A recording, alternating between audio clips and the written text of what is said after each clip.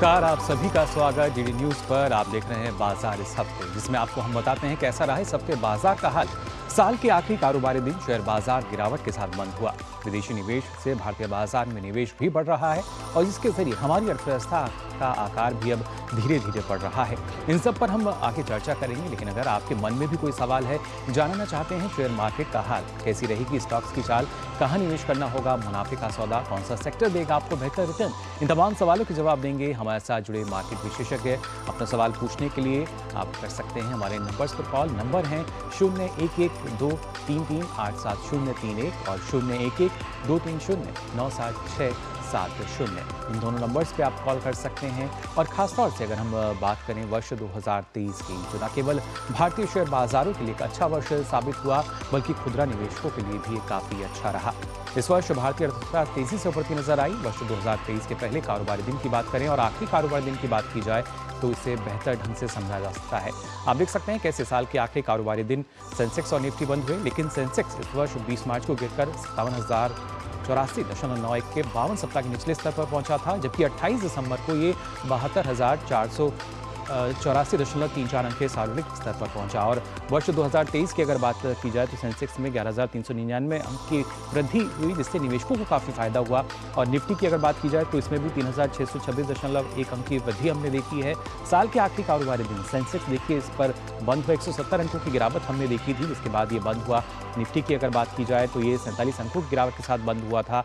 और अब अगर हम पूरे वर्ष की बात करते हैं तो देखिए इस वर्ष 20 मार्च को जो सेंसेक्स है वो सबसे निचले स्तर पर था, 57,084 पर ये पहुंचा था।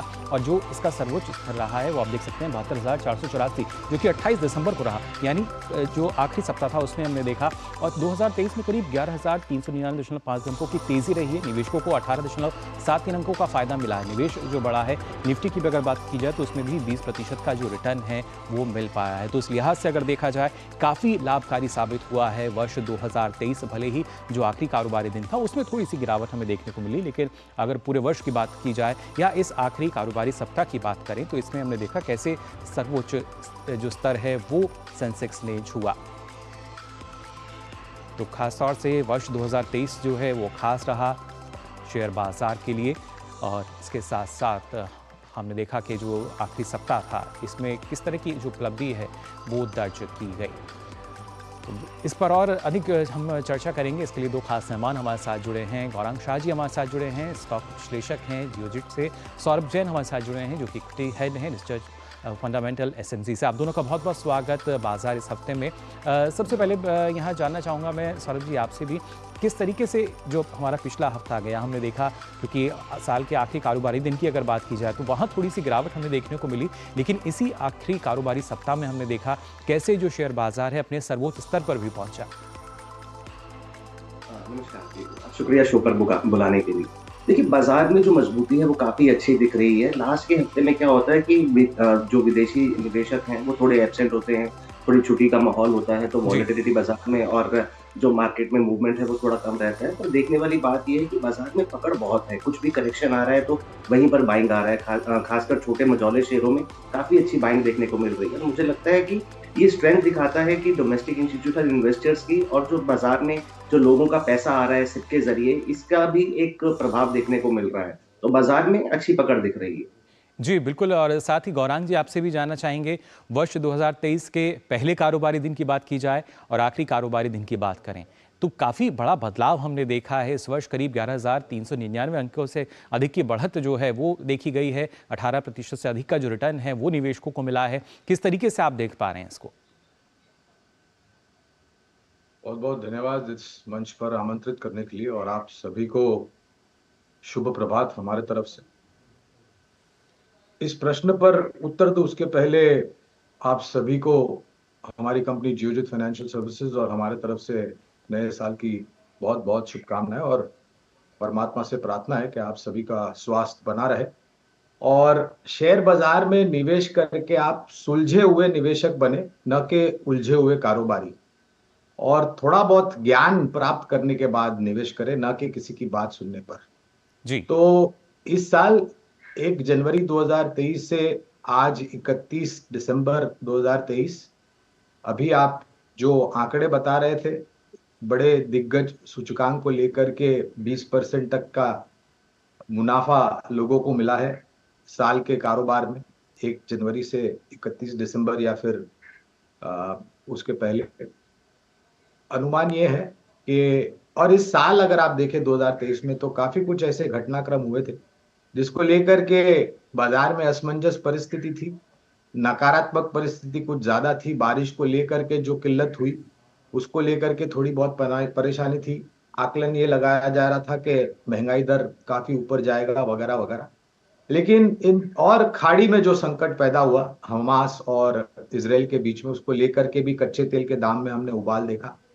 तो पूरा अगर समीकरण करें तो हमारे भारतवर्ष के जो शेयर बाजार है उन्होंने इन सब चीजों को बहुत अच्छी तरीके से झेला जी। और झेलने के पश्चात हम बहुत ही सकारात्मक रूप से ऊपर की तरफ उभरे हैं। और वास्तविकता ये भी है कि उभरते हुए बाजारों में हमारा जो भारत देश है और हमारा जो भारत का शेयर बाजार है वो सर्वोच्चम स्तर पर आता है। तो मेरे ख्याल से किसी को शिकायत नहीं होनी चाहिए इतना बेहतरीन रिटर्न मिलने के बाद, खास करके पिछले 3 या 4 महीनों में जो इस तरीके जी। से हमने बाजार में चाल देखी है। बिल्कुल बेहतरीन रिटर्न जो है इस वर्ष में देखा गया है और आखिरी सप्ताह में तो हमने देखा कैसे वो अपने सर्वोच्च स्तर पर भी पहुंचा। लेकिन अब यहाँ सौरभ जी अगर बात की जाए, सबसे ज़्यादा जो निवेश है वो कौन से सेक्टर में आपको लगा कि इस साल हुआ, और इस आखिरी कारोबारी सप्ताह की अगर बात की जाए कहाँ पे सबसे ज़्यादा जो मुनाफा वसूली है वो की गई है? देखिए, मुझे लगता है कि जो सबसे ज़्यादा बाइंग हुई, अगर हम स्मॉल कैप, मिड कैप में तकरीबन सारे सेक्टर में अच्छी देखने को मिली। चाहे वो कैपिटल गुड्स हो, चाहे वो इंफ्रा के शेयर हों, चाहे वो छोटे मझौले यूटिलिटी के शेयर हों, कोई भी सेक्टर हो, खासकर जो देखने वाली बात थी, ये साल छोटे और जो मझौले शेयर हैं, उनके लिए बहुत अच्छा रहा। अगला साल मुझे ऐसा लगता है कि industrial goods, banking, IT sector, utilities, ये कुछ ऐसे क्षेत्र हैं जहाँ पर हम थोड़ा-सा बाज़ार में आउट परफॉर्मेंस आते हुए देखेंगे। जी। जो अगले साल की ग्रोथ नज़र आ रही है, उसके मद्देनज़र ऐसा लगता है जो इन्वेस्टमेंट साइकिल है वो बरकरार रहने वाली है। इसलिए जो कंपनियाँ हैं जैसे कि कैपिटल गुड्स में लार्सन टुब्रो हो गई, कल्पतरू हो गई, इस तरह की कंपनियाँ को और ज़्यादा ऑर्डर देखने को मिलेगा इन कंपनियों को आते हुए। बैंकिंग क्षेत्र में क्रेडिट ग्रोथ अच्छी रहने वाली ऐसा मालूम होता है। और जिस तरह से बिजली की कमी जो बिजली की ग्रोथ है वो बढ़ रही है, हर साल हम देख रहे हैं तकरीबन 10 से 12% प्रतिशत की ग्रोथ आ रही है।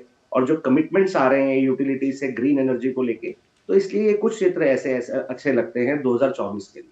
जी बिल्कुल, यानी 2024 के लिए जो संकेत हैं वो अच्छे संकेत के तौर पर इनको फिलहाल हम देख सकते हैं।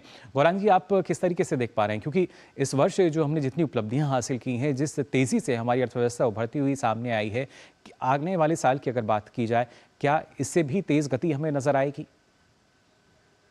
गति तेज होने की पूरी पूरी संभावना है, लेकिन जो जिस प्रकार का रिटर्न 2023 में मिला है उस प्रकार का रिटर्न मेरे ख्याल से थोड़ा मुश्किल होगा। मैं बात कर रहा हूँ 20% रिटर्न दिग्गज सूचकांक के ऊपर। जी। हमारा अनुमान आंकलन ये लगा करके चल रहा है कि करीबन 12 से 15% का रिटर्न दिग्गज सूचकांक सेंसेक्स निफ्टी पर मिल सकता है। पहले 6 महीने थोड़े जूझते हुए नजर आएंगे क्योंकि घटनाक्रम काफी है। तीसरी तिमाही के नतीजे दूसरे हफ्ते में आएंगे, जनवरी 2024 के। उसके पश्चात 1 फरवरी को माननीय वित्त मंत्री जी बजट पेश करेंगे। उसके पश्चात चौथी तिमाही के नतीजे, और उसके बाद एक बहुत बड़ा चुनावी समय हमको देखने मिलेगा। जी। नतीजों के पश्चात चुनाव के मेरे ख्याल से थोड़ी बहुत स्थिरता और बढ़ती हुई दिखाई देगी। और निरंतर कोई भी घटनाक्रम होता है बाजार में, तो गिरते हुए बाजार में मेरे ख्याल से सक्षम मजबूत कंपनियों में अनुशासन के साथ निवेश की राय होगी। और हमारा अनुमान यह कहता है कि ऑटो, सीमेंट, डिफेंस, रेलवे से जुड़ी कंपनियां, जी। ऊर्जा उत्पादन करने वाली कंपनियां और वित्तीय क्षेत्र, ये प्राथमिक 5 या 6 क्षेत्र है जहां पर दिग्गजों में ध्यान रख करके कुछ मझौले शेयर में आपको निवेश करना चाहिए। जी बिल्कुल, और साथ ही सौरभ जी, क्योंकि इस वर्ष की अगर बात की जाए, दिसंबर महीने में हमने देखा था कई कंपनियों के जो आईपीओ थे वो निकल कर आए थे और इस बार सबसे अधिक रहे। तो ये कहीं ना कहीं जो निवेश हो रहा है, फिर चाहे जो विदेशी निवेशक हैं वो अपनी रुचि दिखा रहे हैं, या जो भारतीय कंपनियां हैं जो कि पुरजोर कोशिश कर रही हैं, कैसे और अर्थव्यवस्था को हम मजबूती दे सकते हैं? देखिए, जब सेकेंडरी मार्केट बहुत अच्छा करता है तो बहुत सारी आईपीओज आते हैं और ये मार्केट के लिए एक हेल्दी साइन भी होता है, क्योंकि जो एक्स्ट्रा मनी मार्केट में आने वाली होती है वो आईपीओ में एब्जॉर्ब भी हो जाती है। लेकिन आईपीओ फ्रेंजी इस साल हमने देखी, मतलब काफी साल बाद इस तरह की आईपीओ फ्रेंजी देखी है। लोगों का पैसा लगाना, खासकर जो एसएमई सेक्टर की कंपनियां आ रही हैं, एसएमई क्षेत्र की कंपनियां आ रही है, वहां पर जिस तरह से ओवर सब्सक्रिप्शन जा रहा है, तो मुझे लगता है कि बहुत ज़्यादा फ्रेंजी है और उसके बाद जो लिस्टिंग आ रही है, वो उतनी अच्छी नहीं आ रही है। जी। देखने वाली बात ये है कि अगर आईपीओ में क्षेत्र में अगर आपको कोई अच्छी कंपनी मिलती है, जो पुरानी कंपनी है, स्टेबल जिसके फाइनेंशियल्स हैं, अच्छे सेक्टर से आती है, तो वहाँ पर आप लॉन्ग टर्म के लिए ज़रूर निवेश कर सकते हैं। हालाँकि बहुत सारे लोग ऐसा कर रहे हैं जो क्विक मनी बनाना चाहते हैं। आईपीओ में अलॉटमेंट काफ़ी मुश्किल से आता है, लेकिन अगर मिल जाता है तो लिस्टिंग अच्छी होती है, इसलिए अच्छे पैसे बच जाते हैं। तो मुझे लगता है कि जब तक सेकेंडरी मार्केट में जिस तरह से हम प्रदर्शन देख रहे हैं, इस हुँ। तरह की आईपीओ फ्रेज़ी चलती रहेगी। जी, बिल्कुल। और इसके साथ-साथ सौरभ जी, अगर देखा जाए, क्योंकि जो डीमैट अकाउंट की संख्या है वो भी हमने देखी, उसमें भी जो इज़ाफ़ा है हमें देखने को मिला है, तो कहीं न कहीं एक जो विश्वास है और निवेश को लेकर भी अब जागरूकता सीधे तौर पे नज़र आती है। जी, बिल्कुल, डीमैट अकाउंट में हमने इज़ाफ़ा देखा है और लोगों का एक और भी रुझान देखने को मिला है, ख़ासकर कोविड के बाद जो लोगों हुँ। का नज़रिया है वो पैसा जैसे मैंने बोला क्विक मनी बनाना चाहते हैं, ऑप्शंस की तरफ बहुत ज़्यादा जा रहा है। तो जी। ऑप्शंस जो होता है वो थोड़ा-सा रिस्की हो जाता है। हालाँकि निवेश में जब आप पैसे लगाते हैं और इन्वेस्टमेंट करते हैं साल, 2 साल, 5 साल के लिए तब वहाँ पर वेल्थ क्रिएशन होता है। एक हुँ। डिफरेंस समझना पड़ेगा इन्वेस्टर को कि मैं क्या चाहता हूँ? मैं वेल्थ क्रिएशन चाहता हूँ या मैं क्विक मनी बनाना चाहता हूँ? जितना हम क्विक मनी बनाने की कोशिश करते हैं, चांसेस उतने ही होते हैं नुकसान होने के लिए और जब हम इन्वेस्टमेंट का लिहाज से बाजार में कदम रखते हैं, तो मैं समझता हूँ कि वेल्थ क्रिएशन के एक लॉन्ग टर्म मनी बनाने के लिए आपके कुछ भी जो काम है लॉन्ग आप जो सोचते हैं कि मेरे को अपने जीवन में ये करने हैं, उसके लिए जो पैसा एकत्रित करना है, वहाँ पर आप वो कर पाएँ। जी, बिल्कुल। और ख़ास तौर से सौरभ जी, क्योंकि अलग-अलग जो क्षेत्र हैं जब इनकी हम बात करते हैं, बैंकिंग क्षेत्र की अगर बात की जाए तो आरबीआई ने हाल ही में अपनी जो रिपोर्ट थी वो भी जारी की थी, किस तरीके से फाइनेंशियल स्टेबिलिटी और इनकी जो ट्रेंड ऑफ परफॉर्मेंस रिपोर्ट थी वो हमने देखी थी। तो क्या उसके बाद वहाँ भी एक रुझान निवेशकों का नज़र आ रहा है? हाँ, ठीक है। देखिए, बैंकिंग की जो रिपोर्ट आरबीआई स्टेबिलिटी की रिपोर्ट आई है, उससे एक चीज़ काफ़ी साबित होती है कि हमारा बैंकिंग क्षेत्र बहुत स्ट्रॉन्ग है। बेसलाइन जो सिनेरियो है, उसमें ग्रॉस एनपीए का उन्होंने नंबर दिया है और अगर कुछ प्रॉब्लम होती है, तो भी ग्रॉस एनपीए नंबर कहाँ तक जा सकता है। जो अगर ऊपर का नंबर भी हम देखें, तो भी ये हमें दिखता है कि जो हमारा फाइनेंशियल बैंकिंग क्षेत्र है, वो काफ़ी स्ट्रॉन्ग है और जिस तरह से गतिविधि हमारे भारत में चल रही है, जिस तरह से इकोनॉमिक ग्रोथ हो रही है, तो जी। मुझे लगता है कि ये क्षेत्र काफ़ी अच्छा रहने वाला है और खासकर वैल्यूएशन के लिहाज से अगर आप देखें, चाहे हुँ। वो प्राइवेट बैंक हो पिछले 3 साल से 2-3 साल से हमने देखा उसमें वहाँ पर कोई खास मूवमेंट नहीं मिला। लेकिन जी। जिस तरह से ओवरऑल बाज़ार महँगा हो गया है, तो बैंकिंग क्षेत्र चाहे वो पीएसयू हो, चाहे वो प्राइवेट हो वैल्यूएशन के लिहाज से सस्ता लगता है और ग्रोथ के लिहाज से अच्छा लगता है। तो मैं जी। समझता हूँ कि दोनों ही लिहाज से अगर आप यहाँ पर इन्वेस्टमेंट का चयन करते हैं, तो बिल्कुल आपको पैसे ज़रूर बचेंगे। जी, और साथ ही गौरांग जी, अगर हम इस वर्ष जो रियल एस्टेट की अगर बात की जाए, इंफ्रास्ट्रक्चर पे सरकार का फोकस रहा, वहीं रियल एस्टेट की अगर हम बात करते हैं तो वहाँ किस तरह की प्रगति आपने देखी है? क्षमा कीजिएगा, आपकी आवाज़ ठीक से नहीं आ रही थी। आप प्रश्न पूछेंगे दोबारा? गौरांग जी, जानना चाह रहे हैं आपसे, इंफ्रास्ट्रक्चर की अगर बात की जाए देश में, वहाँ किस तरह का विकास हुआ है और खासतौर से रियल एस्टेट सेक्टर की भी अगर बात की जाए, क्या स्थिति आप देख पा रहे हैं इसमें? तो देखिए, रियल एस्टेट यानी कि निर्माण कार्य जो क्षेत्र है, वो मेरे ख्याल से जहाँ तक मेरी जानकारी है, वो देश में दूसरा सबसे बड़ा रोज़गार खड़ा करने वाला क्षेत्र है। और सरकार की तरफ से, राज्य सरकार की तरफ से जो भी जी। निर्माण कार्य को लेकर के गतिविधि हो रही है, उसमें मेरे ख्याल से बहुत बड़ा बढ़ावा देखने मिलेगा। रियल एस्टेट सेक्टर अगर अच्छा करता है, तो हुँ। उसके आधार पर pipes, fitting, paints, cement, metals, sanitary ware, ceramic tiles बनाने वाली कंपनियां, बहुत सारी कंपनियों को फायदा मिलता है। जी। तो हमारी भी राय है रियल एस्टेट सेक्टर में खरीदारी करने के लिए, हालांकि ये थोड़ा हाई बीटा सेक्टर है। हुँ। तो हमने ये राय दी है कि यहाँ पर जो बैलेंस शीट सक्षम और मजबूत है, जहाँ पर डेट की गुंजाइश बहुत कम है, मिसाल के तौर पर गोदरेज प्रॉपर्टीज है, ओबराय रियलिटी है, शोभा लिमिटेड है, ये सब कंपनियों की बैलेंस शीट बहुत मजबूत है।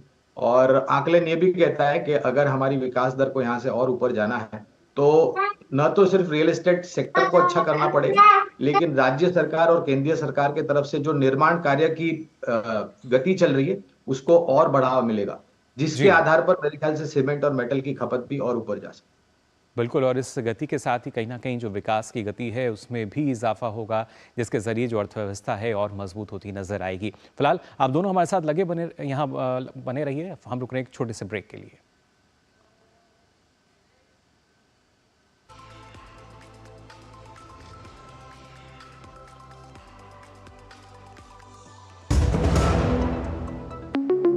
मेरा मेरा काम वाइंडिंग का है, रिपेयरिंग का करता हूँ, मजदूरी का लाइन है। अब आज तो मेरा शरीर काम कर रहा है, कल मेरा शरीर नहीं काम करेगा तो मुझे कौन सपोर्ट करेगा? पेंशन नहीं है तो जीवन नहीं है। फिर ये ऐसा है जैसे शरीर के अंदर खून का होना, अगर खून नहीं है तो शरीर बेकार है। एनपीएस में जो मेरी आमदनी है उसमें मैं थोड़ा थोड़ा जमा कर लेता हूँ और मुझे पूरा यकीन भी है कि मेरा बुढ़ापा सही कटेगा पेंशन के थ्रू। अपने बेहतर कल को सुनिश्चित करने के लिए एनपीएस जरूरी है।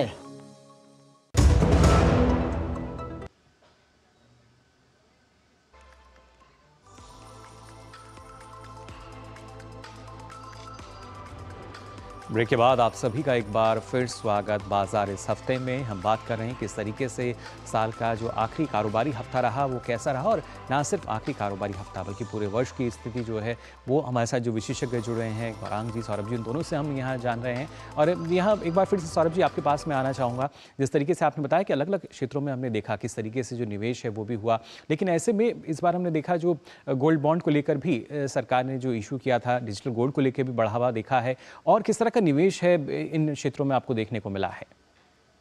देखिए 2024 में मेटल क्षेत्र एक ऐसा क्षेत्र है जो अच्छा लग रहा है। थोड़ा सा ऐसा लग रहा है कि जो ऐसा लग रहा था 2023 में जो ग्लोबल ग्रोथ है वो डिप करेगी, लेकिन उस तरीके से नहीं चल रही है। तो यूएस ने के नंबर, जीडीपी के आंकड़े काफी अच्छे आ रहे हैं। चाइना उतना स्टिमुलस नहीं दे रहा जितना एक्सपेक्टेड था, लेकिन वो फिर भी थोड़ी मार्केट में लिक्विडिटी देने की कोशिश कर रहा है, नीचे से उभरने की कोशिश कर रहा है। तो मुझे लगता है कहीं ना कहीं मेटल क्षेत्र बॉटम आउट हो चुका है। बुलियन मार्केट भी 2024 के लिए अच्छा लग रहा है। ऐसा लग रहा है कि जो लोग एसजीबी में पैसा लगा रहे हैं सोने में, उनको जरूर अच्छा और सोने का रेट देखने को मिलेगा। सिल्वर में भी ऐसा लग रहा है कि थोड़ी सी बाइंग देखने को मिलेगी। तो 2024 ओवरऑल मेटल स्टॉक्स, मेटल क्षेत्र के लिए या बुलियन क्षेत्र के लिए मुझे लगता है कि गेंस लेके आने वाला है। जी बिल्कुल। और साथ ही गौरांग जी आप किस तरीके से देखते हैं, क्योंकि इस वर्ष जब हमने देखा था कैसे लगातार जो निवेश है वो बढ़ा था। सौरभ जी और जानकारी आपसे भी हम यहाँ लेना चाह रहे थे, लेकिन पहले गौरांग जी से ये सवाल ले लेते हैं। गौरांग जी आप किस तरीके से देखते हैं जब हम बात कर रहे हैं कि जो गोल्ड में निवेश है उसके प्रति लोगों का रुझान बढ़ा है, डिजिटल गोल्ड को लेकर अब लोग काफ़ी जागरूक हो चले हैं?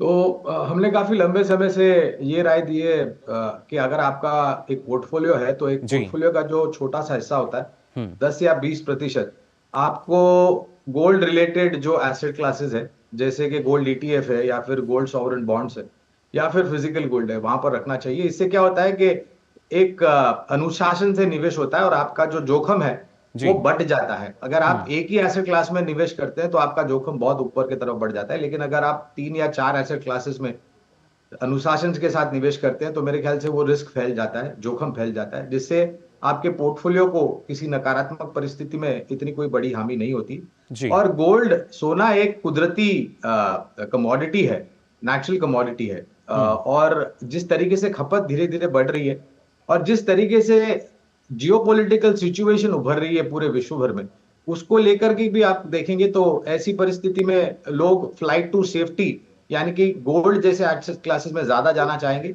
रिस्कियर एसेट क्लासेस जैसे कि क्रिप्टो करेंसी है, वहां से हम दूर रहने की राय देते हैं क्योंकि वो प्रमाणित नहीं है, और gold is a better option compared to any other asset classes, riskier asset classes. जी बिल्कुल। और साथ ही क्योंकि सौरभ जी जैसा आप बता रहे थे कि अलग अलग क्षेत्रों में हमने देखा कि जो निवेश है वो भी हुआ, लेकिन खासतौर से जो एक सर्वोच्च स्तर सेंसेक्स ने प्राप्त किया उसमें किसकी भागीदारी आप ज़्यादा मानते हैं? कौन से ऐसे टॉप 5 शेयर्स आपको नजर आए इसमें? देखिए पार्टिसिपेशन तो जो ब्रॉड था खासकर पीएसयू बैंक से आया, जिसका वेटेज सेंसेक्स में कम होता है। आईटी क्षेत्र ने लास्ट में पार्टिसिपेशन किया। ओवरऑल मुझे लगता है कि पीएसयू क्षेत्र से ज्यादा पार्टिसिपेशन देखने को मिला है, कुछ हद तक बैंकिंग क्षेत्र से देखने को मिला है। और इसी संदर्भ में मुझे लगता है कि 2024 में भी हमें सिलेक्टेड, 2023 में तो फिर भी क्या रहा कि काफी सारे सेक्टर ने पार्टिसिपेट किया। 2024 में मुझे लगता है कि कुछ क्षेत्र थोड़े से महंगे हो गए हैं और थोड़ा लिमिटेड क्षेत्र में हमें ज्यादा पार्टिसिपेशन, थोड़ा लिमिटेड क्षेत्र में ही हमें पार्टिसिपेशन देखने को मिले। जी बिल्कुल। लेकिन इसके साथ साथ सौरभ जी अगर देखा जाए, क्योंकि निवेश को लेकर जैसा कि गौरांग जी ने शुरू में कहा कि ये ज़रूरी कि आप जानकारी लेकर निवेश करें, एकदम से आप शेयर बाजार की तरफ रुख ना करें। ऐसे में कितना महत्वपूर्ण कि जानकारी लेकर ही जो निवेशक हैं वो आगे बढ़ें? देखिए समझने वाली बात यह है कि जब हम ये बात करते हैं कि 2023 में जो मुख्य सूचकांक हैं वहां पर 18 से 20% का हमें ग्रोथ देखने को मिला। और जो small cap mid cap index है वहां पर हमें तकरीबन 40% का गेन्स देखने को मिला। तो ये स्वाभाविक है कि 40% की उनकी बॉटम लाइन में ग्रोथ नहीं आया है, प्रॉफिटेबिलिटी नहीं बढ़ी है, कहीं ना कहीं वैल्यूएशन महंगे हो गए हैं। कुछ क्षेत्र तो ऐसे हैं कि जो लार्ज कैप से भी उनकी वैल्यूएशन, चाहे वो पी पे देखें या प्राइस टू बुक वैल्यू पे देखें, वहां पर महंगी हो गई है। तो जी 2024 में आपको ध्यान रखना पड़ेगा कि सेक्टर का चयन आपका सही होना चाहिए, और बड़े जो लार्ज कैप है वहां पर निवेश करेंगे तो ज्यादा मुनासिब रहेगा, क्योंकि जो वैल्यू 2023 में स्मॉल कैप मिड कैप की ऊपर गई है, उस रेट से आगे बढ़ना बहुत मुश्किल हो जाएगा। मुझे जी लगता है वो क्षेत्र ऐसे रहेगा जहां पर वॉलेटिलिटी या गिरावट भी 2024 में देखने को मिल सकती है। जी, बिल्कुल। साथ ही गौरांग जी, अगर देखा जाए, क्योंकि मार्च में जो सेंसेक्स है हमने देखा था कैसे 57,084 के स्तर पर भी पहुंचा था, और वहां पे कहीं ना कहीं निवेशकों को एक थोड़ा-सा डर भी महसूस हुआ था कि कैसे ये जो गिरावट है इससे उभर पाएंगे। लेकिन हमने देखा कि वो जो अपने उच्चतम स्तर पर पहुंचा 29 दिसंबर को, खासतौर से 28 दिसंबर की अगर बात की जाए, जो कि 72,400 से अधिक के स्तर पर पहुंचा था, वो किस तरीके से आप देखते हैं? क्योंकि गिरावट का दौर भी देखा और उसके बाद यहाँ पे हमने देखा कैसे तेजी से वो ऊपर भी बढ़ा। तो और एक चीज यहाँ पर कहना चाहूंगा आपके दर्शकों को और निवेशकों के, ये जो गूगल और व्हाट्सएप विश्वविद्यालय है जी उससे दूर रहें, क्योंकि वहां पर जो जानकारी आती है उसका कोई बुनियाद नहीं होती है। जी और अगर आप उस पर भरोसा करके निवेश करते हैं तो मेरे ख्याल से एक बहुत ही बुरा अनुभव आपको हो सकता है। तो अगर आप जानकारी मिलती है तो उसका स्पष्टीकरण ले लें, थोड़ी बहुत ज्ञान उसके तरफ जाएं और उसका ज्ञान प्राप्त करें और फिर निवेश करें। जी जहां तक रहा उतार चढ़ाव का सवाल, तो मेरे ख्याल से शेयर बाजार तो एक बहुत ही स्टैंडर्ड डिस्क्लोजर यहां पर देना चाहूंगा कि शेयर बाजार सभी जोखिमों के अधीन है, चाहे वो राष्ट्रीय स्तर पर हो या फिर अंतर्राष्ट्रीय स्तर पर हो। तो अगर आप शेयर बाजार में आकर के निवेश करते हैं तो आपके पास जोखिम झेलने की क्षमता भी उतनी ऊपर की तरफ होनी चाहिए। जी ऐसा नहीं है कि यहाँ पर लो रिस्क और हाई रिटर्न है, यहाँ पर हाई रिस्क और हाई रिटर्न है। तो ये चीज स्पष्टीकरण ध्यान ले। देखिए, घटनाक्रम को लेकर के अनुमान लगाना बहुत मुश्किल हो जाता है, लेकिन एक बात वास्तविकता यह है कि सिर्फ 2023 में ही नहीं, जब महामारी आई थी कोविड जी नामक, तो उस परिस्थिति में से भी हमारे भारतीय बाजार पहले थे जो ऊपर की तरफ उभरे थे और सर्वोच्च स्तर पर पे जाकर के खड़े थे। तो जी बाजार में गिरावट आने की पूरी पूरी संभावना है, लेकिन उस गिरावट को एक नकारात्मक परिस्थिति से नहीं, लेकिन एक सकारात्मक विचारधारा और सोच से अगर आप देखेंगे तो आपको निवेश का बहुत अच्छा मौका मिलता है। और जी ऐसा नहीं है कि बाजार एक गिरने के बाद उभरते नहीं है। इतिहास में हमने कई बार देखा है कि गिरने के बाद बाजार में बहुत बड़ी क्षमता हो जाती है ऊपर की तरफ उभरने के लिए, जी और गिरते हुए बाजार में निवेश करने की मेरे ख्याल से आपको एक बहुत बड़ा लाभ मिलता है, क्योंकि आपको जी ऐसे शेयर्स में निवेश करने मिलते हैं जहां पर मूल्यांकन बहुत आकर्षित हो जाते हैं। जी गौरांग जी, एक दर्शक हमारे साथ जुड़े हैं, राधाकृष्ण जी हमारे साथ जुड़े हैं दिल्ली से। बहुत बहुत स्वागत आपका। क्या जानकारी लेना चाह रहे हैं? नमस्कार। हाँ, हेलो सर, नमस्कार नमस्कार। जी नमस्कार। मैंने आपके कंपनी में इन्वेस्ट कर रखा है। एक कंपनी है ना शायद आपकी, जियोजीत फाइनेंशियल। जी जियोजीत फाइनेंशियल आपकी आप कोई क्या कंपनी जानना है? चाह रहे हैं? तो हमने उसमें इन्वेस्ट कर रखा है, तो क्या करें, उसे निकल जाए कि रखें? चलिए, बिल्कुल। यहाँ गौरांग जी देखिए, सवाल आपके लिए भी है, क्या ऐसे में करना चाहिए? और ना सिर्फ ये कंपनी बल्कि और भी किस तरीके से एक निवेशक को किन किन स्तर पर सोच के आगे बढ़ना होगा? ये कौन सी कंपनी की बात कर रहे थे? इनकी ध्वनि हम तक पहुंच नहीं रही थी। जी बिल्कुल, क्योंकि देखिए अलग अलग जो ज़ाहिर तौर पर अलग अलग कंपनियां हैं, निवेशक उसमें निवेश करते हैं, लेकिन आपके नज़रिए से क्या सही रहेगा? नहीं, कंपनी का नाम मुझे सुनाई नहीं दिया। जियोजीत सर, जी जियोजीत जियोजीत के बारे में जानना चाह रहे हैं ये? जियोजीत के बारे में जी। जानना चाहते हैं। तो देखिए, अनुशासन के हिसाब से मैं हमारी कंपनी पर टिप्पणी नहीं कर सकता, लेकिन इतना जरूर कह सकता हूं कि पहले तो इस क्षेत्र के बारे में बात करते हैं कि अगर हम ये अनुमान लगाते हैं कि आने वाले 5 वर्षों में, 10 वर्षों में भारतीय शेयर बाजार अगर औसतन 12-15% का रिटर्न देता है तो कहां पर जाकर के खड़ा होगा। तो अगर भारतीय शेयर बाजार अच्छा करेंगे तो स्वाभाविक है उस शेयर बाजार से जुड़ी हुई कंपनियां भी अच्छा कामकाज करेगी।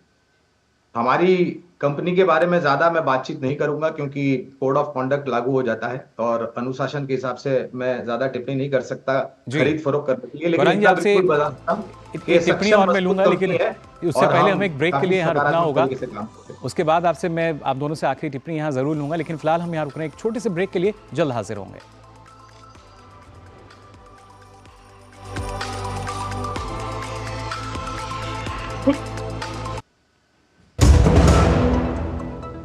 जल्दी टिफिन पैक करो। राजू, मोबाइल छोड़ो। अरे दीदी वो बैंक का नंबर चाहिए, रिफंड ही नहीं आया है। मिल गया। अब भी कॉल करता हूँ दीदी। बिना नंबर जांचे? अक्सर जालसाज बैंक की नकली वेबसाइट और फर्जी नंबर से पैसों की धोखाधड़ी करते हैं। तो फिर सही नंबर? बैंक की ऑफिशियल वेबसाइट या तो कार्ड। आपने तो बचा लिया दीदी। काम से नहीं। आरबीआई कहता है, सही वित्तीय बर्ताव करे आपका बचाव। एनपीएस में सबसे अच्छा फायदा क्या है कि अगर मान लीजिए किसी एम्प्लॉइज को इक्विटी मार्केट का नॉलेज नहीं है, वो भी इसमें बेनिफिट ले सकता है। क्यों? क्योंकि आपका जो फंड होता है फंड मैनेजर मैनेज करता है। एम्प्लॉय अपने हिसाब से अपने सारे रेशियोज को डिसाइड कर सकता है और इसका बेनिफिट ले सकता है। ये सबसे अच्छी ट्रांसपेरेंट मैनर में वे है इसके एनपीएस की। दूसरा है कि आप इसके ऐप को भी डाउनलोड कर सकते हैं, उससे आप रेगुलर अपना मॉनिटरिंग कर सकते हैं। अपने बेहतर कल को सुनिश्चित करने के लिए एनपीएस जरूरी है। मोदी सरकार की गारंटी, कोई नहीं रहेगा भूखा। हर महीने 80 करोड़ लोगों को मिल रहा है मुफ्त राशन। हमारा संकल्प विकसित भारत।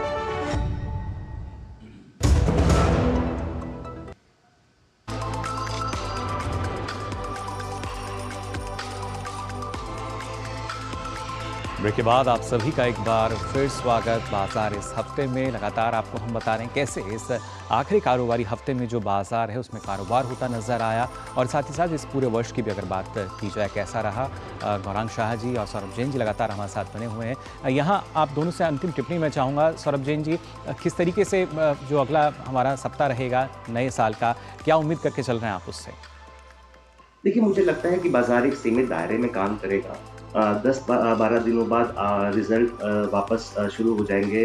दिसंबर क्वार्टर के आईटी क्षेत्र से ज़्यादा नंबर पहले शुरू होते हैं। इन्फोसिस, एचसीएल जैसी कंपनियां आएंगी, और जैसे जैसे रिजल्ट आते जाएंगे बाजार अपना जो बाजार का जो आगे का आउटलुक है वो साफ होता जाएगा। मार्केट में लोगों का जो सेक्टर जिस तरह से रिजल्ट आएंगे उस तरीके से मुझे लगता है सेक्टर स्पेसिफिक आप लार्जली कह सकते हैं कि एक्टिविटी शुरू हो जाएगी। तो रिजल्ट सीजन काफ़ी इंपॉर्टेंट रहेगा बाजार की आगे की चाल के लिए। जी बिल्कुल, लेकिन इसके साथ साथ यहाँ गौरांग जी आपसे भी जानना चाहेंगे, आप किस तरह की उम्मीद करके चल रहे हैं इस आने वाले सप्ताह में?